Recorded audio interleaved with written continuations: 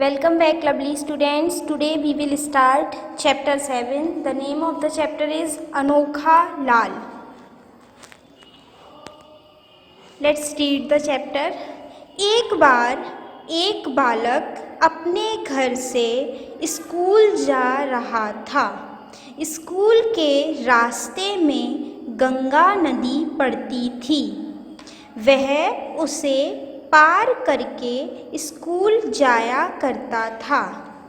उन दिनों वर्षा का मौसम था। गंगा नदी में बाढ़ आई हुई थी। बालक गरीब था। उसे नदी पर जाना था, परंतु नाव वाले को देने के लिए उसके पास पैसे नहीं थे। इसमें क्या है, क्या बोल रहा है कि एक बार एक बालक था जो स्कूल जाता था। तो स्कूल तक के रास्ते में उसे एक बीच में क्या थी, गंगा पड़ती थी, जिसे उसे पार करके अपने स्कूल जाना होता था। लेकिन उन दिनों क्या था कि वर्षा का मौसम था, तो इस वजह से नदी में बाढ़ आई हुई थी। लेकिन तो इसलिए वो क्या था, वो पार नहीं कर सकता था तैर के। तो उसने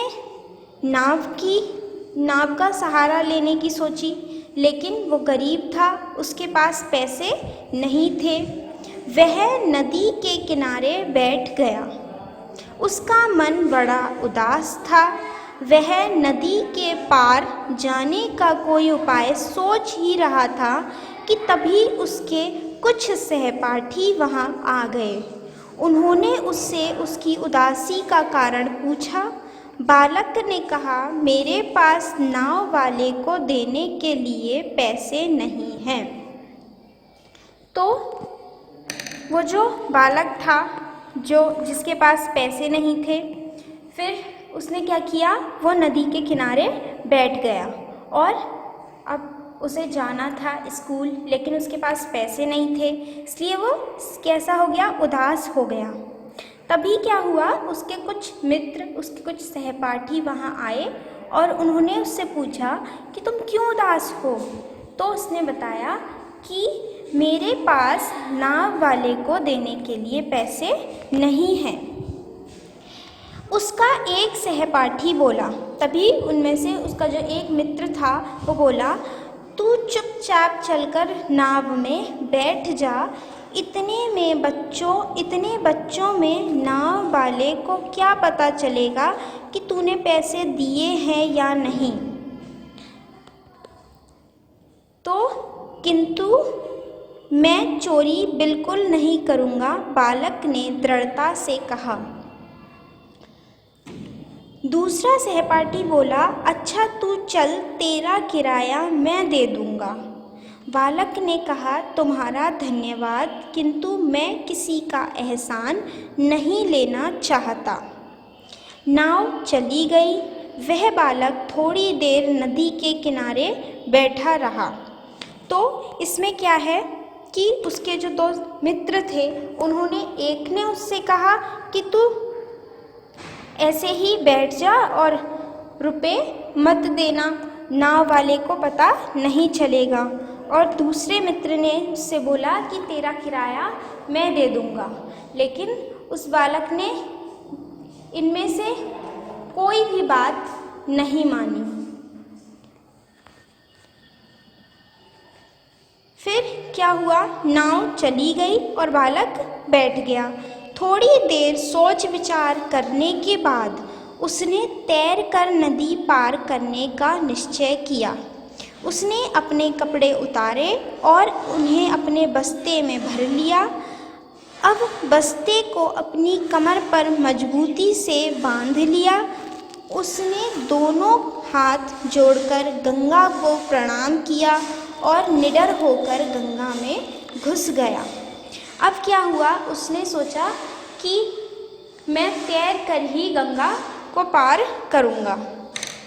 तो उसने निडर होकर गंगा में वो गंगा को पहले प्रणाम किया और उसमें चला गया।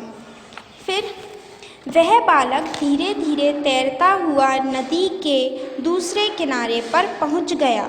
वहां पहुंचकर उसने बस्ते में से कपड़े निकालकर पहने और स्कूल की ओर दौड़ पड़ा।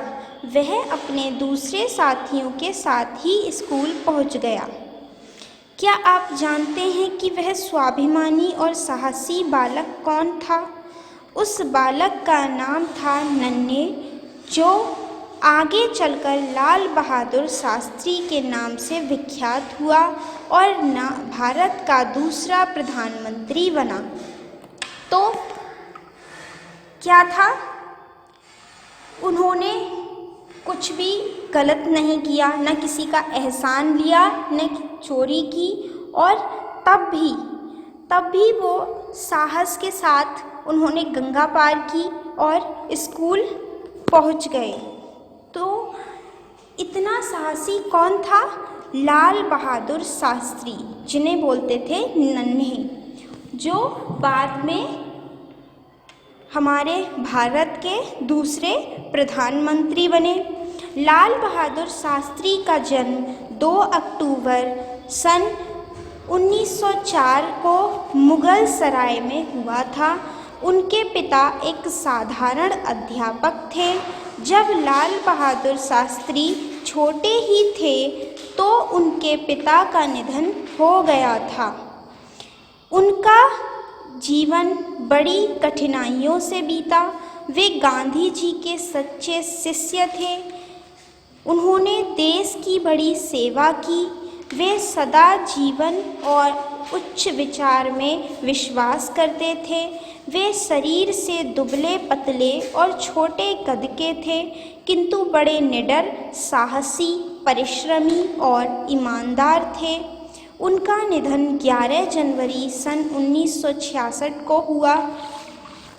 वे अब हमारे बीच नहीं हैं, किंतु उन्हें आज भी बड़े सम्मान से याद करते हैं।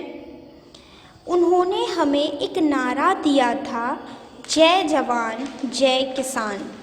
इस नारे को सुनते ही प्रत्येक भारतवासी को उनकी याद आ जाती है।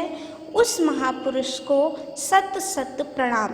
तो इसमें क्या है, इस चैप्टर में हमारे देश के द्वितीय प्रधानमंत्री लाल बहादुर शास्त्री के साहस और उनकी दृढ़ता के बारे में बताया गया है, और उनके बारे में बताया गया है कि उन्होंने कैसे कठिन परिश्रम करके अपना जीवन सफल बनाया, और उन्होंने हमारे देश के लिए बहुत अच्छे अच्छे कार्य भी किए।